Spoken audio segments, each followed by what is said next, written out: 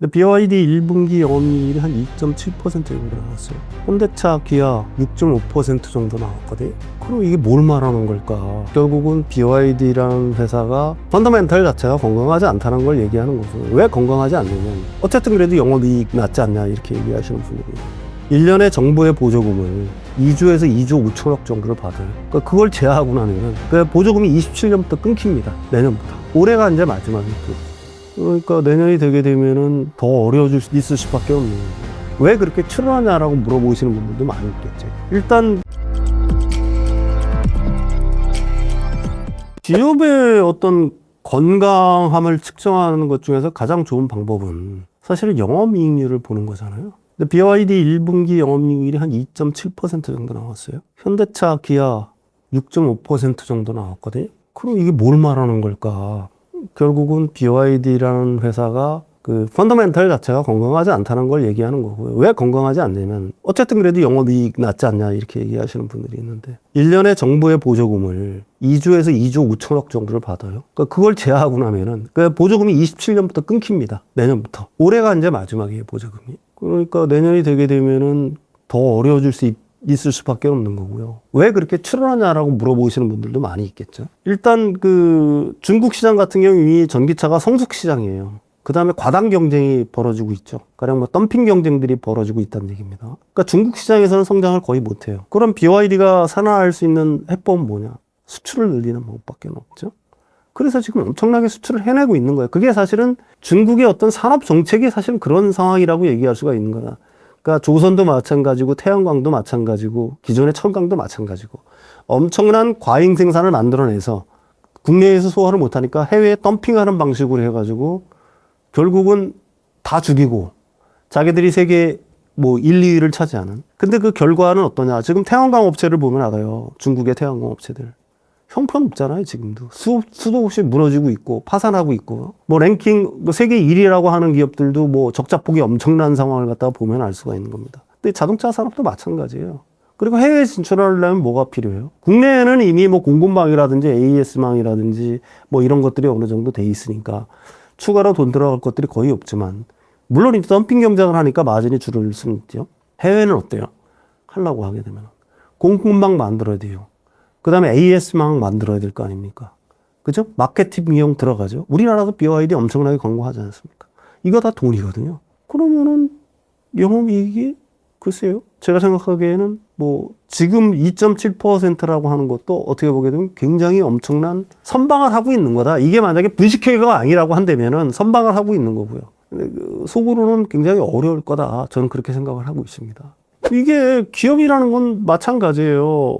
우리나라도 젊으신 분들은 그렇게 큰 기억이 없겠지만 1980년대, 1990년대 이렇게 엄청난 고도 성장을 했을 때, 그 다음에 그 IMF가 98년 뭐 이 정도 있었으니까 2000년대까지 사실은 정부의 어떤 정책적 지원에 힘입어서 엄청난 기업들, 재벌들이 탄생을 했잖아요.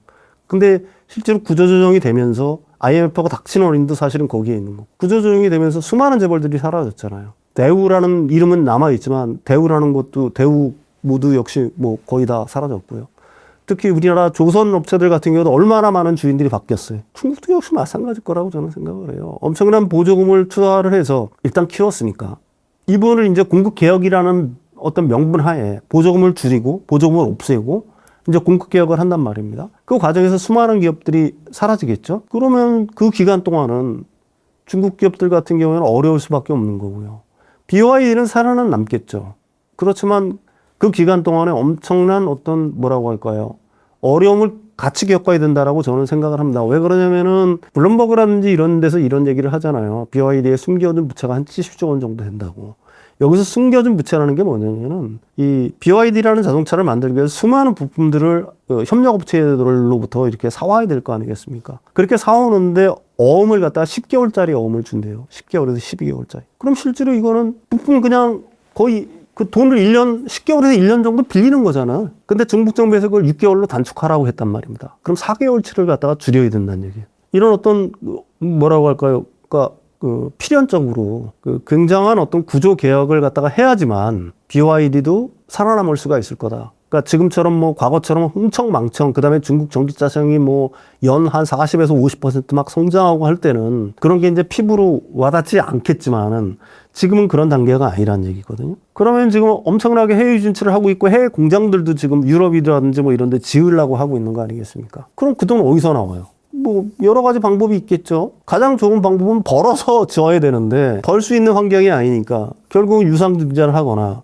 아니면 채권을 발행하거나 해야 된단 말입니다. 근데 채권을 갖다가 계속해서 발행하게 되면 조달 금지 자체가 올라갈 거고. 그러니까 이게 우리가 보통 승자의 저주라고 하는 얘기들을 보통 많이 하잖아요. 그러니까 온전히 자기 힘이 아니라 가령 뭐 지방정부라든지 중앙정부의 어떤 도움이라든지 보조금이라든지 뭐 이런 걸 갖다가 등에 업고서 커왔던 기업들 같은 경우에는 제가 생각하기에는 그렇게 자생력이 높지가 않아요. 그러니까 자생력을 키울 때까지 몇 년 동안은 굉장히 어려울 거라고 보는 게 함정인 추론이겠죠. 예. 세계 올해의 차라는 게 뭐 여러분들은 그 단순하게 생각을 하는데 이게 영화로 치면 오스카상이랑 똑같은 거예요. 이게 올해의 차를 선정을 할 때는 어떤 식으로 뽑냐면은 전기차만 뽑는 게 아니에요. 내연기관차까지 다 포함을 해서 하는 겁니다, 이게. 그러니까 세계 30개국에 한 100여 명 이상의 전문 기자단, 그러니까 검증된 전문 기자단, 이걸 뭐 하루 이틀 타보고 평가를 하는 게 아니라 몇 개월 동안 계속 평가를 하고 있는 거예요. 그러니까 전기차, 내연차를 합해서 뽑는 거예요. 가장 세계에서 뛰어난 차를 뽑는 겁니다. 이거 굉장히 의미가 있는 거죠. 22년도에 아이오닉 5, 23년도에 아이오닉 6,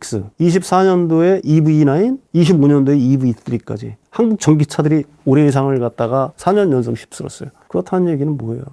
구조적인 안정성, 그 다음에 편리성, 그 다음에 뭐 신뢰성, 뭐 여러 가지 면들을 전부 다 볼 거 아니겠어요? 뭐라고 할까요? 뭐 조향 감각도 있을 수가 있고요. 구조적인 어떤 안정성이라든지 뭐 이런 것들을 갖다가 전부 다 볼 거란 말입니다. 아니면은 뭐 주행 감각이라든지 그 주행의 편리성, 그 다음에 그 뭐라고 할까 안정감 뭐 이런 등등을 전부 다 하드웨어, 소프트웨어적인 걸 갖다 다 포함을 해가지고 이걸 뽑는 거기 때문에 이게 굉장한 의미를 담고 있다라고 얘기할 수 있는 거고요. 그러니까 한국 전기차가 세계 여러 나라의 테슬라보다도 훨씬 더 어떻게 보게 되면 이쪽에서는 인정을 받았다라고 얘기를 할 수가 있는 겁니다. 가령 뭐 BMW라든지 벤츠라든지 세계의 어떤 유수한 프리미엄 어떤 브랜드들, 우리가 알고 있는 브랜드들을 다 제치고 올해의 차를 갖다가 4년 연속 석권을 했다는 거는 그만큼 굉장한 의미를 담고 있는 거예요. 예, 예. 현대차는 굉장히 그 뭐라고 할까요? 현명한 정책들을 갖다가 썼다라고 얘기할 수가 있어요. 지금의 결과가 있기까지는. 가령 이 기존에 지금 그 완성차 업체들, 내연기관을 만들던 완성차 업체들이 어려운 이유도 있어요. 다 어렵어요. 포드도, GM, 포드 미국 회사들뿐만이 아니라 폭스바겐, 그 다음에 일본의 그 뭐라고, 혼다, 닛산 등등 다 어렵잖아요. 혼다 같은 경우는 70년 만에 처음으로 손실을 기록했을 정도로 어려운 거고, 폭스바겐 같은 경우에도 계속해서 구조조정을 하고 있는 거고요. GM, 포드 역시 마찬가지고요. 가장 큰 원인이 뭐냐? 중국 시장에 진출해서 중국에서는 굉장히 좋았단 말입니다. 중국이 전기차를 만들기 전까지는. 그러니까 여기서 그 중국 시장에서 엄청난 어떤 이익 성장성을 기록했어요. 근데 그러면서 그 시장이 영원할 줄 알았죠. 근데 중국이 어떤 스탠스를 취했어요? 느닷없이 전기차로 패러다임 전환을 하면서 이걸 갖다 성공을 시켰단 말입니다. 그 바람에 여기에 진출해 있던 내연기관차 OEM들이 거의 다 굉장히 힘든 상황에 다 처해 있었다라고 얘기할 수가 있는 거예요. 그 고통을 아직까지도 받고 있다라고 얘기할 수가 있는 건데, 현대차 같은 경우는 중국 시장에서 비교적 일찍 발을 뺐죠. 규모를 굉장히 줄여왔죠. 물론 지금도 있습니다만 굉장히 많이 정리를 많이 했단 말입니다. 그러니까 그 중국 시장의 어떤 뭐라고 할까요? 마켓쉐어를 잃었던 거에 대한 어떤 충격이 지금 덜 하고 있는 거고요. 그 중에 현대차 같은 경우에는 전기차 전환에 대해서 어떻게 보게 되면 기존의 OEM들, 그러니까 전기차를 갖다가 전기차만 생산하는 테슬라라든지 이런 회사 말고 내연기관차를 생산하면서 전기차로의 전환을 갖다가 제일 발빠르게 준비를 했다. 이 부분이 이제 현대차가 지금도 어떻게 보게 되면 굉장히 강한 현대차 그룹이 이런 이유가 되는 거예요.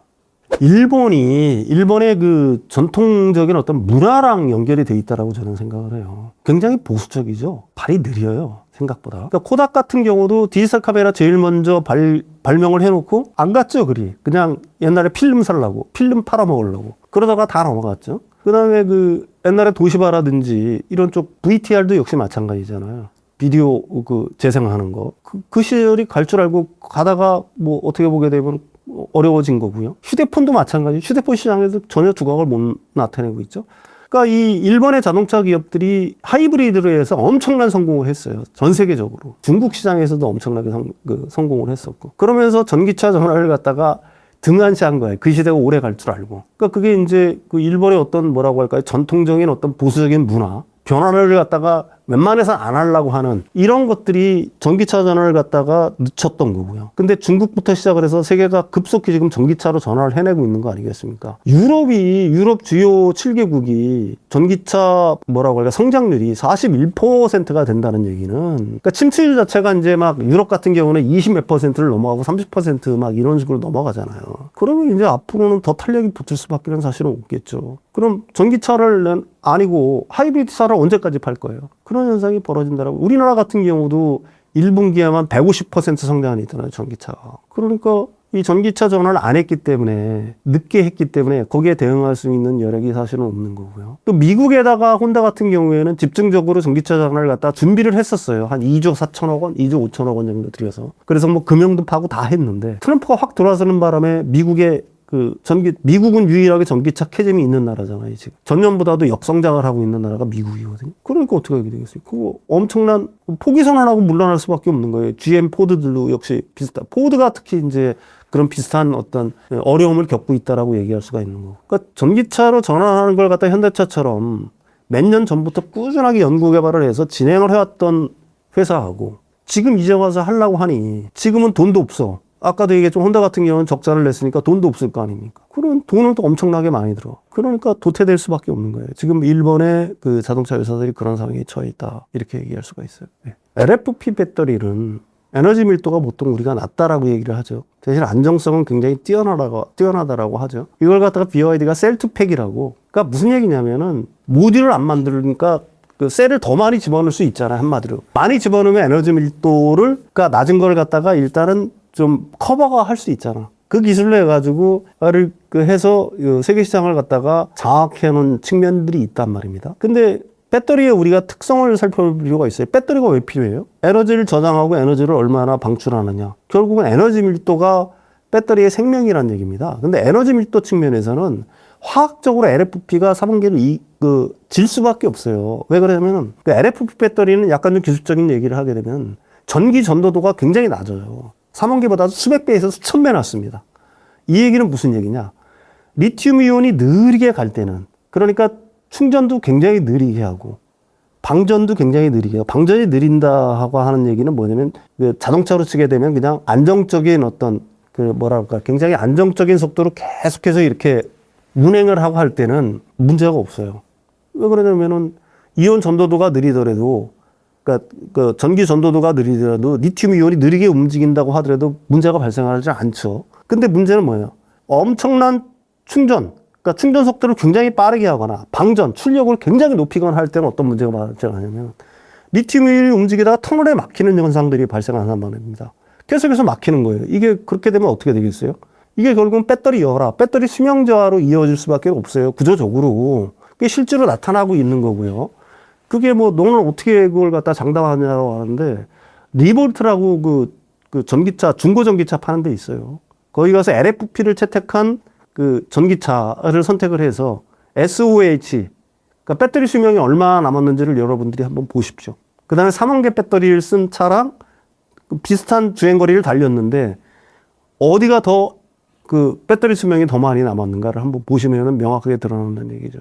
그러니까 구조적으로 LFP는 무겁죠. 에너지 밀도가 낮죠. 그러니까 어디에 쓰이는 데는.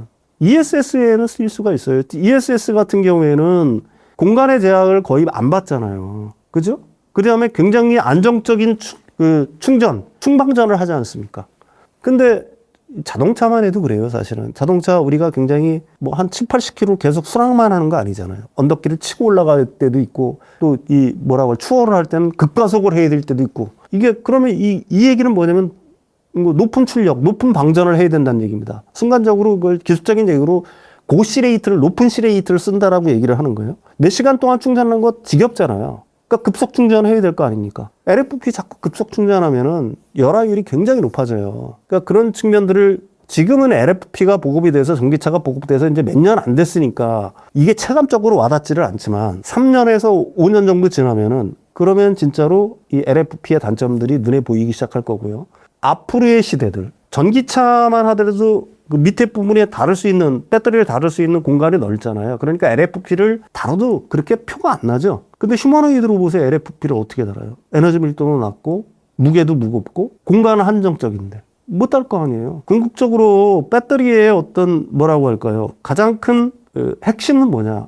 결국은 에너지 밀도에 있다. 그리고 에너지 밀도는 LFP가 거기에 값비싼 뭐를 첨가한다고 하더라도 3만 개 배터리를 따라올 수가 없다, 구조적으로. 그러니까 배터리의 특성을 생각한다라고 하게 되면은 앞으로 어떤 배터리가 시장을 장악할 거라는 거는 여러분들이 충분히 알 수 있을 거라고 생각을 합니다. 예. 전기차 시장은 굉장히 급속도로 확대가 될 거예요. 미국이 지금 캐즘이잖아요. 근데 캘리포니아주 같은 경우에는 상용차에, 그러니까 전기 트럭이라고 보통 우리들이 얘기를 하죠. 밴이라든지, 그러니까 4톤에서 한 30몇 톤까지 어떤 트럭들에 대해서 보조금을 6월 28일부터 줘요. 그럼 최대 얼마까지 주느냐? 33만 달러까지 줍니다. 보조금이 12만 달러 정도 되는데, 거기에 뭐, 일반 소형 물류업체라든지 이런 데는 보조금을 또 얹어줘요, 따로. 근데 테슬라의 이번에 세미 트럭이 얼마에 발매됐냐면은 30만 달러에 40만 달러 정도 되거든요. 그러니까 여기서 30만 달러를 받는다라고 하게 되면은 오히려 디젤 트럭을 사는 것보다 이게 더 싸요. 그러니까 본격적으로 이제 트럭 시장이 본격적으로 열리기 시작한다. 테슬라 세미 트럭이 되면서. 그 다음에 7월 달부터는 승용차에 대해서 또 줍니다. 다시 캘리포니아에서 보조금을 재개를 해요. 7월 달부터 예산이 이제 반영이 돼서 7월 달부터 이제 보조금이 풀리기 시작할 거거든요. 그 다음에 미국의 중간선거 있잖아요. 지금 그렇게 된다라고 하게 되면은 만약에 공화당이 진다라고 한다면은 지금 트럼프 행정부가 추진하고 있는 반친환경 정책들이 굉장히 많이 후퇴할 가능성이 굉장히 높다라고 얘기할 수가 있겠죠. 그러니까 미국을 제외하고는 전기차 확산세가 전 세계적으로 계속되고 있는 거고요. 여기에 미국까지 전기차 확산세가 가세가 된다라고 하게 되면은 그동안 굉장히 어려웠던 한국 2차전지 업체들한테는 뭐 날개를 달 수 있다, 이렇게 봐야 되겠죠. 그게 이제 최악의 시점이 올 상반기고요. 올 상반기가 좀 지나가면은 하반기부터는 상당히 좋아진 모습들을 볼 수가 있을 거다, 이렇게 저는 생각을 하고 있습니다.